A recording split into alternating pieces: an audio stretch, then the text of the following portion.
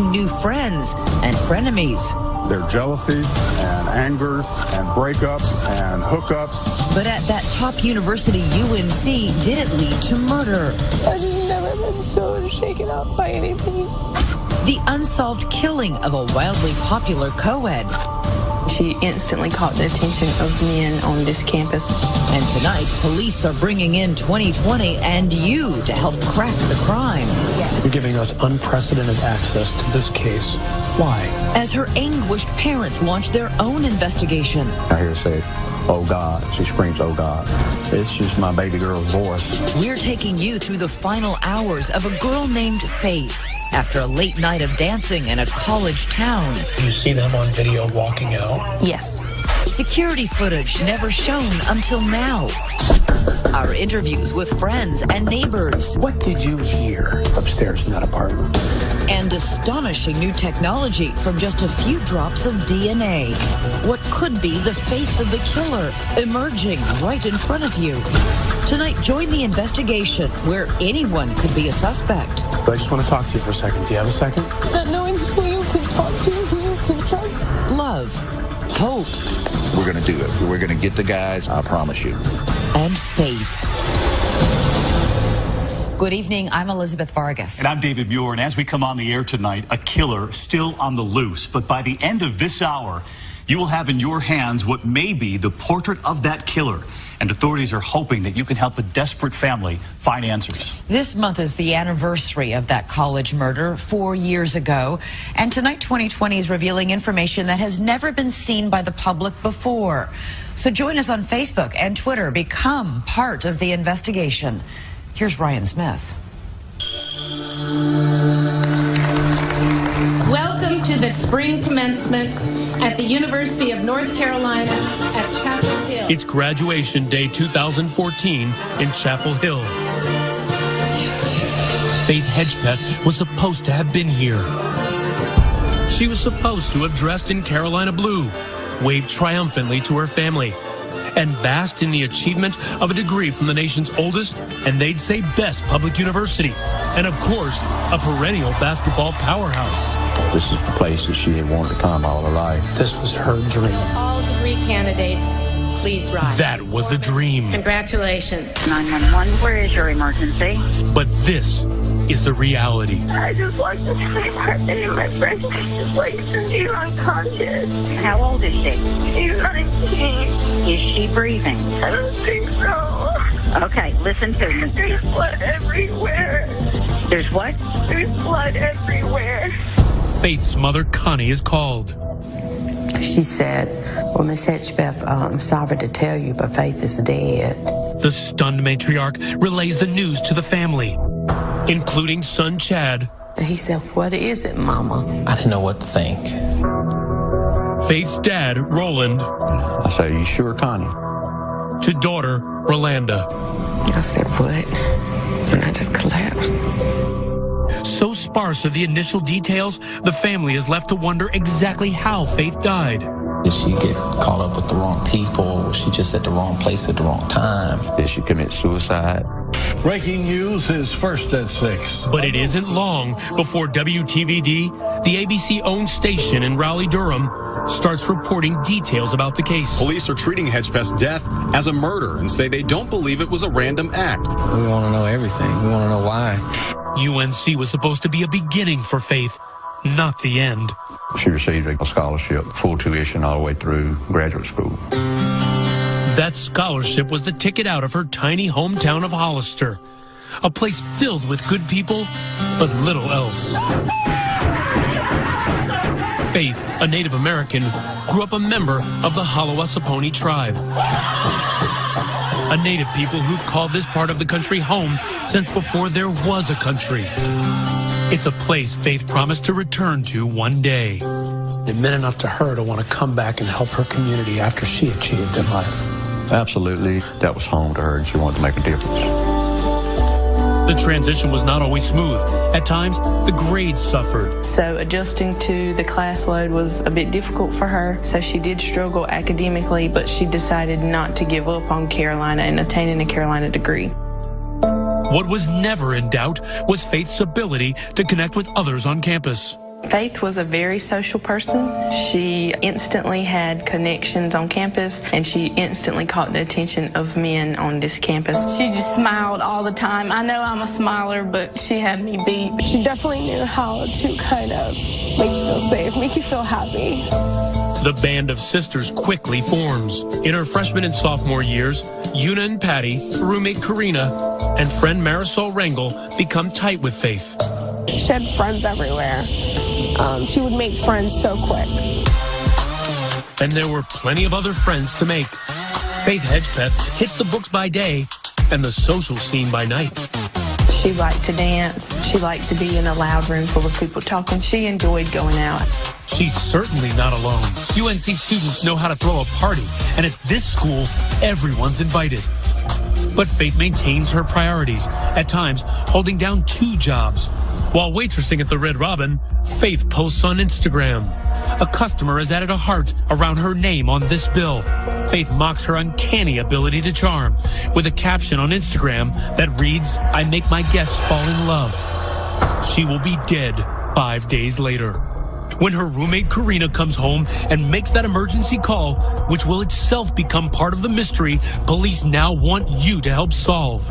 There's blood all over the pillows, like in the comforter. I just can't believe this. How many murders happen here at Chapel Hill? Generally, we average less than 1 a year.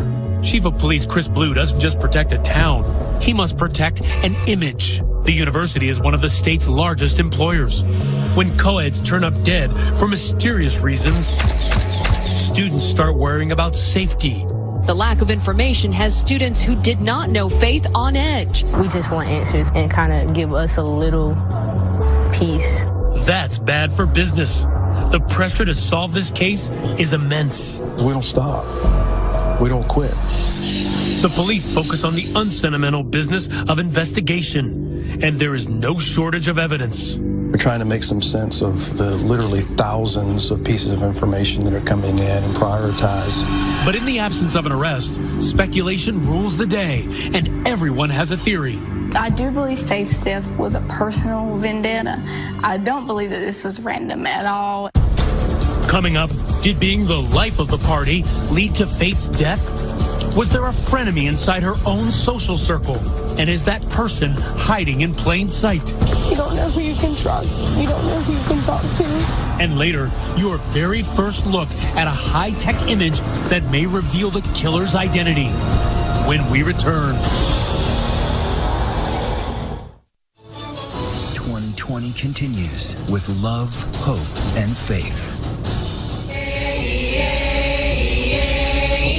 The week after Faith Hedgepeth is brutally murdered, the university holds this vigil, honoring her with a Native American ceremony. Faith, I love you, baby. Meanwhile, investigators are trying to tackle the puzzling case by retracing her final hours. A jigsaw still being worked on today, 4 years later. One that Lieutenant Celisa LaHue loses sleep over. Just a couple of weeks ago, I woke up in the middle of the night and a name popped in my head and I couldn't place it. So I had to get up and come into work. So there isn't a day that goes by that we don't look at Faith's case. For the most part, the Chapel Hill police have played things close to the vest when it's come to releasing information. But tonight, for the first time, they are opening up with brand new evidence, asking your help to advance the case. There may be another piece of information out there that this story will shake loose in somebody's mind. This is the police timeline. The evening begins with Faith and roommate Karina Rosario on campus studying. They went to the student library on campus, which is called Davis Library. Faith steps out and pays a visit to the apartment of a male friend. Faith left for a short time and then came back to the library and picked Karina up. And they went back to their residence at Hawthorne at the View.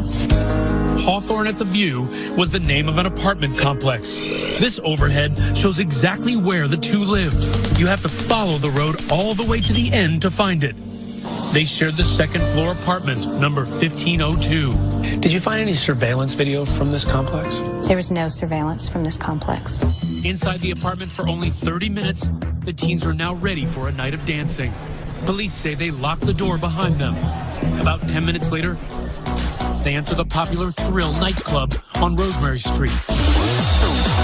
Thrill is one of the common nightclubs that undergraduate students, particularly those that are younger than 21, can still get into. This security camera footage, never before seen by the public, shows an overhead view as the women walk into the club. That's one of the club's bouncers, escorting them inside. Oh, Thursday is popular college night for, I think, any college town, so of course it would have been super packed. What transpired in the club that night? It's impossible to tell from this camera. But less than 90 minutes later, Karina seems ready to call it a night.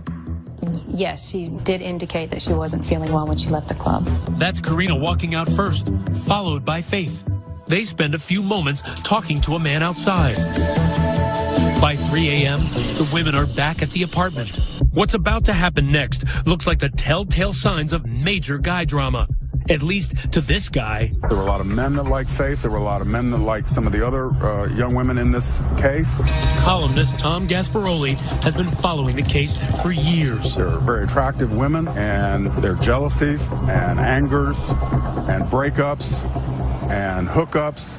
Around 3:30 a.m., records obtained by police show that there is activity on Faith's Facebook page. Faith is also texting this man, Brandon Edwards, seen here on his Facebook page. The text, "Hey B, can you come over here please? Karina needs you more than you know. Please let her know you care." So who is this guy? Brandon and Karina used to talk. I don't know if they dated, but they used to talk. Others have likened Brandon as a big brother figure to the women. Police say Karina's phone records show she is calling Brandon Edwards multiple times around the same time Faith is texting him, but there is no response. So Karina reaches out to someone else, UNC soccer star Jordan McCrary. Every day, wake up, train, grind, and do it all again the next day. She texts Jordan, yes, to come and pick her up at Hawthorne at the View. Was Jordan her boyfriend? I would say he was somebody that she had a relationship with. Close to 4:30 a.m., Faith's roommate Karina leaves her apartment, gets in McCrary's car, and heads to his apartment. She says she left the front door unlocked.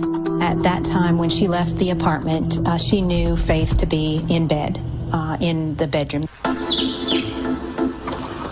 When the sun rises over Chapel Hill, the party's over and school's starting.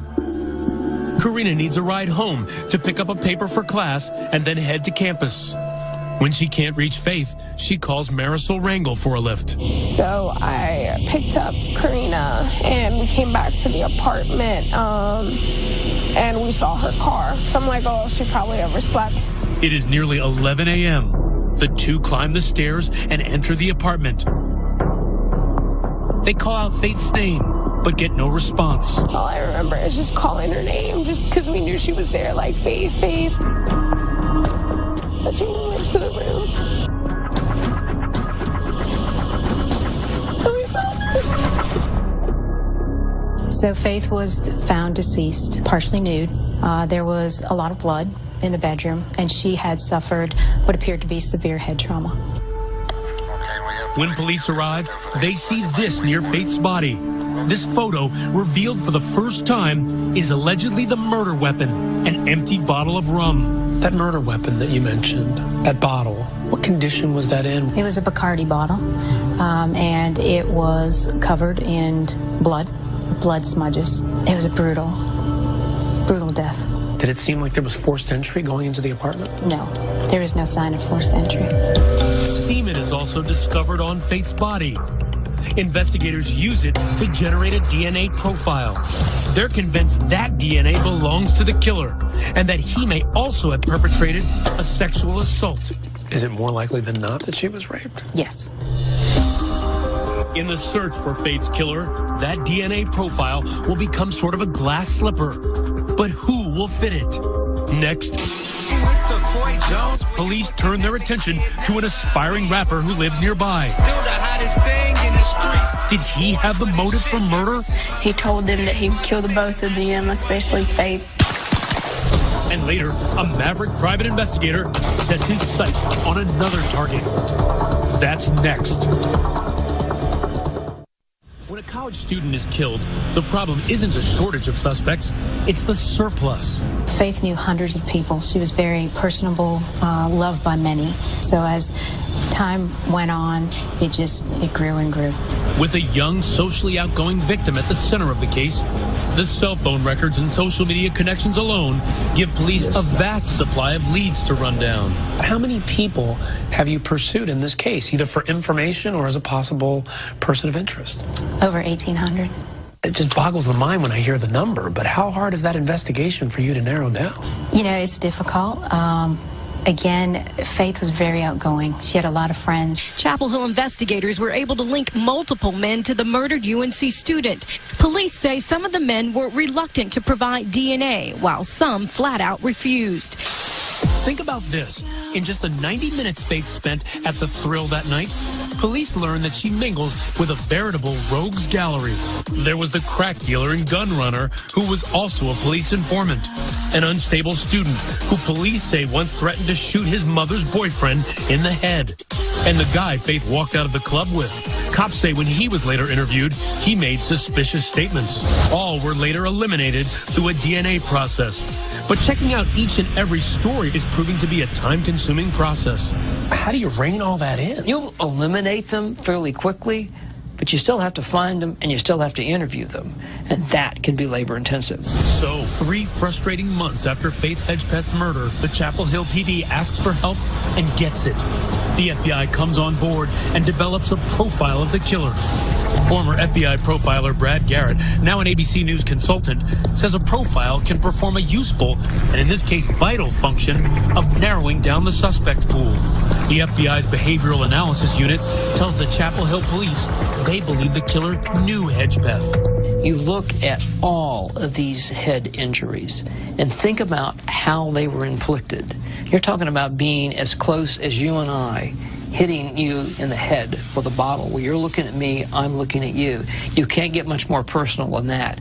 The profile goes on to say the killer may have lived close to Faith at one time. That would suggest to me that your killer knows the building, knows the location, and didn't just wander upon this particular apartment building and randomly pick this door and walk through it and commit this horrendous act. The FBI believes the killer has made comments about Faith to close associates. In other words, have said something to somebody.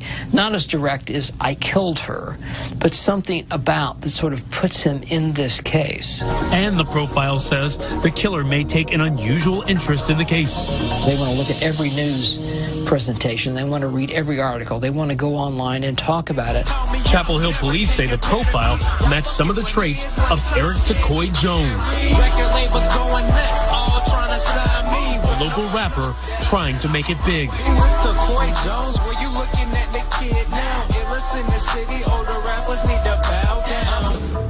Why is Jones so interesting to investigators? Because he knows both Faith and her roommate Karina. Tacoy Jones is the ex-boyfriend of Karina, and he had previously lived there with Karina.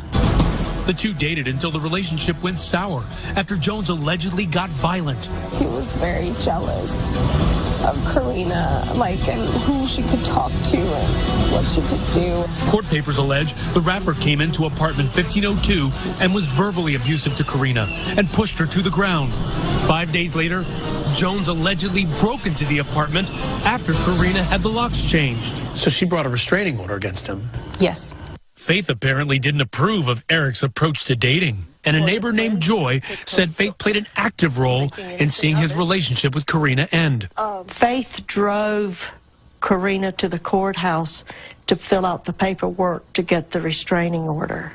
And after that, Tacoy didn't live upstairs anymore. But Eric doesn't move far. He moves into another apartment in the very same complex. After Faith is murdered, Jones comes down the street and sings her praises to WTVD near the crime scene. Faith was the sweetest person in the world. I can't believe it, but I'm still in shock. It's unreal. Problem is, Faith's friend Patricia Locklear says Faith told her Jones struck a much different tone a few months earlier, even before the restraining order was requested. He told them that he would kill the both of them, especially Faith, if she tried to keep Karina from him. Was Jones so enraged that he would eliminate the woman who stood between him and Karina? In the days before and after the murder, Jones is texting and on social media asking for forgiveness for his sins. He does not get specific. Yeah, I think I was scared of him. Just because it's a person that you just, don't know how they're going to react with anything. Cops won't tell us where the rapper was on the night of the murder, although they do say he was not at the Thrill nightclub. So Eric Tacoy Jones, if he wasn't involved in this case, it seems like there are a lot of coincidences surrounding him. At this point in time, there's not enough evidence to arrest Tacoy Jones. Eric Tacoy Jones has at least one thing going for him in this case. He tested his DNA. Yes. Was he a match for any of that DNA on Faith or in that apartment? No. But cops say there's a chance he knows who is a match. Is Tacoy Jones a person of interest in this case? He remains a person of interest. We made numerous attempts to contact Mr. Jones and finally reached him. The man who at one time couldn't stop talking about the crime. Whoever did this deserves the ban. Now says he'll have no further comment for 2020 or the Chapel Hill police. So far, there have been no answers. All of a sudden, it's the first anniversary of the murder. It doesn't get any easier. It's always on my mind. Roland and the rest of the family attend this flower-filled memorial on campus. So I pray that we won't be here next year talking about, the case is not solved. But at this point, in 2013, the family members are the only ones talking. The police have clamped down on any public statements. I can't think of a murder like this of a college student, high profile in a small town, a college town, where so little key information was talked about or released for so long. Frustrated by the sound of silence, columnist Tom Gasparoli decides to make a little noise of his own. Good to see you. I decided to start a blog and do whatever I could, as provocatively as I could, to get some information or to keep the story out there. Gasparoli attempts to fill in the blanks by focusing on Faith's male acquaintances. Some of the gentlemen around the situation, the guys, college students and otherwise, they didn't want to talk. But the drip of information is about to change. Next, police release a trove of disturbing new evidence, including a note cops say is written by the killer himself. Who leaves a note? Serial killers sometimes leave notes for the authorities. Who was this note for? Could a butt dial phone call provide a valuable clue? It's just my baby girl's voice. Stay with us. We return to 2020 and love, hope, and faith.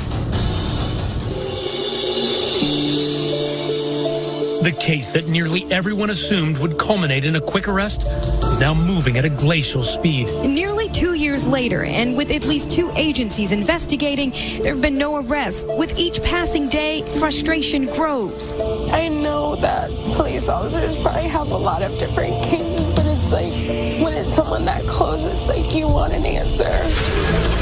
So 2 years after the murder, pressured by local media, including WTVD, the department releases hundreds of pages of details and evidence in the case, which gives the public its first real glimpse of the crime scene. What was some of the most important evidence that you collected from the bedroom? There was a biscuit bag that was from Time Out restaurant. Time Out is very popular in Chapel Hill, and it's immediately identifiable.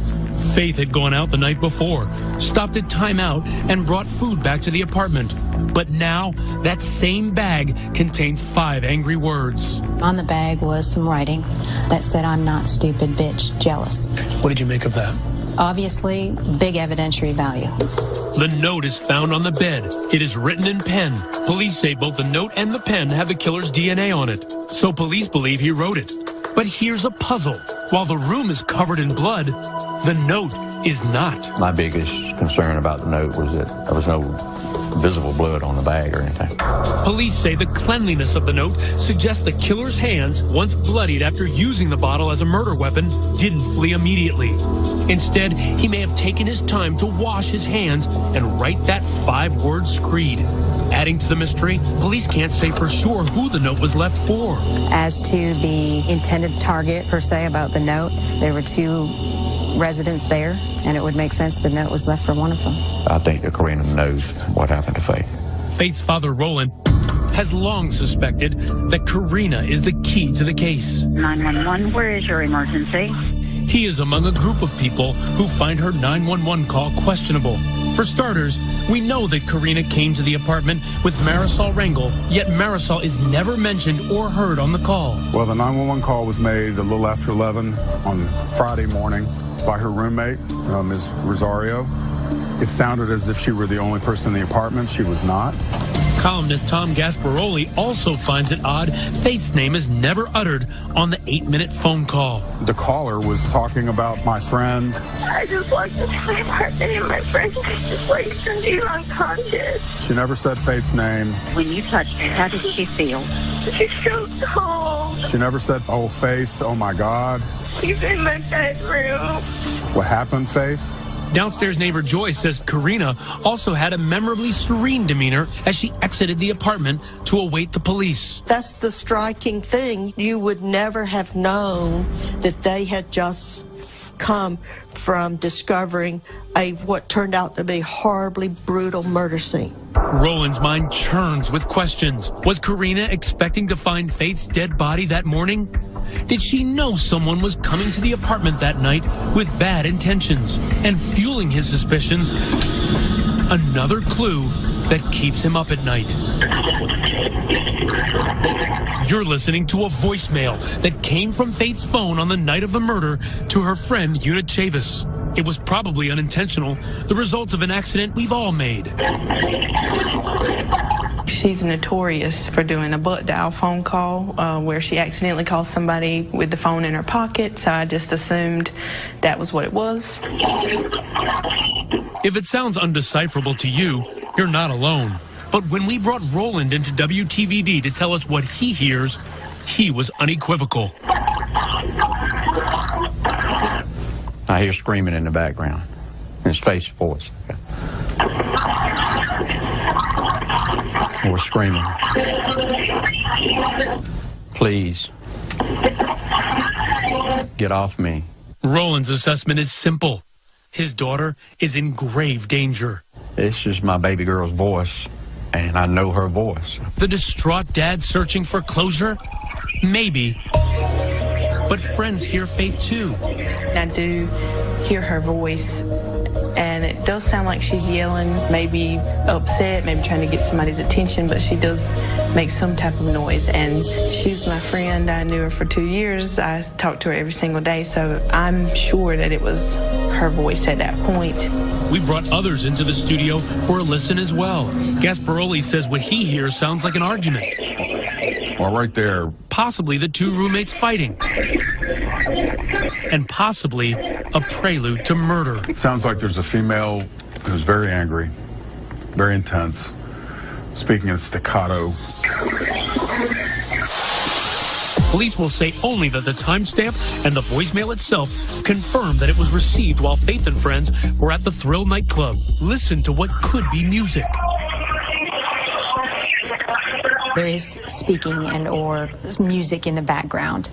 You can hear certain pitches of information. 2020 presented the tape to a lab used by the FBI to see if it could be enhanced.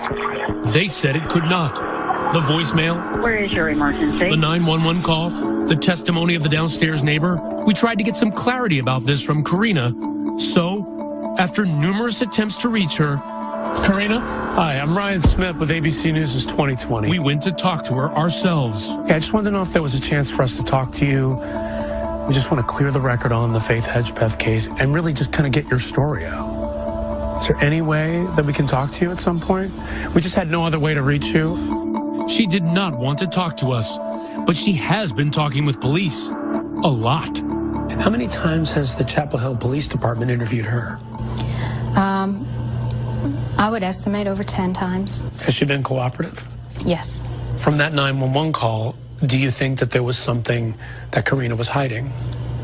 I think that there were questions that resulted from that 911 call that we had to clarify with Karina, and whether or not, you know, she is giving us all of the information that she knows, and or truthful information, you know, continues to be under investigation. Karina Rosario. Now, she has never been a suspect. Police have made that clear to us. But she didn't mention Faith's name on the 911 call. Is that a problem? No, and the reason why, when people are in crisis, every one of us do it. We're in a tunnel. So it's entirely possible that Karina is telling everything she knows, and when the killer is finally caught, it may be somebody she never suspected. Exactly. But now the family isn't just waiting for the cops to solve the case. They've turned for help to some private investigators who are about to come up with their own theory about someone who they feel has handwriting resembling the letters on that note. Coming up, will it be the police or the PIs to track down a killer first? And revealed for the first time tonight, the DNA-generated face that may launch 1,000 tips. Hunter Glass has a more direct approach to criminal investigations. Hot damn bama lamb. Acquire target. Always got to have something fun to shoot at. Eliminate target. This Army airborne vet and ex-cop, now a private investigator, has been working Faith's case on and off pro bono for the past 2 years. We're going to do it. We're going to get the guys or the people involved in this, I promise you. From the beginning, Hunter has theorized that the murder stemmed from an argument between Faith and Karina, possibly over dating or relationships. Do you think what happened to Faith may have started at this club? I believe that it actually started before this club. I just think that Faith found out about it at the club. Hunter also thinks the infamous butt dial call from the club is evidence of a heated dispute, even though, again, police say it's unintelligible. It's not like, help me. It's like almost a scream, help me. What's the accelerant that happened in that club that led to Faith's death? Well, it's written on the letter. Jealousy. I believe that we may have an angry person who was very jealous of Faith. But here's the trouble with the theory. It means the murderer was probably a man intimately connected to Faith or Karina. And by now, practically every man connected to them at all has been swabbed and eliminated by police. Eliminated is a tough word. They weren't a match. It doesn't mean that somebody doesn't have further knowledge or somebody isn't involved in Faith's death. It's really the central contradiction of the whole case. Despite all the indications the killer was inside Faith's social circle, the DNA says the killer has to come from somewhere outside, someone with at least 1 degree of separation. To find him, Hunter brings in fellow investigator David Marshburn. What's the game plan? Game plan is I know you can't, there's nobody can hide from you. So we got to go find some people. The duo door knock until their knuckles are raw. And as they pour through case documents, they turn their focus onto one of Karina's old friends, Brandon Edwards. She was involved with Brandon at one point. Remember, Edwards was Karina's friend, who Faith texted that night, telling him to come over. I want to find out where he's working. We're just doing a background on him. Edwards had been swabbed and eliminated as the killer. But Marshburn learns that at one time, he lived with an ex-con with a violent past. Someone who police have not tested yet. We look up his criminal record. He has got assault on a female after assault on a female after assault on a female. The PIs head to that apartment the two men shared. They get the lease application completed by that roommate and notice what they say are handwriting similarities between the writing on the application and the writing on the murderer's note. You can see the N. You can see the L. All these things point to the same direction and the way the writing is on the bag. Marshburn's no expert, but Durwood Matheny is. Something that stands out right now is the E. It looked like a C with a line through it. I will be looking to see if I can find that kind of E.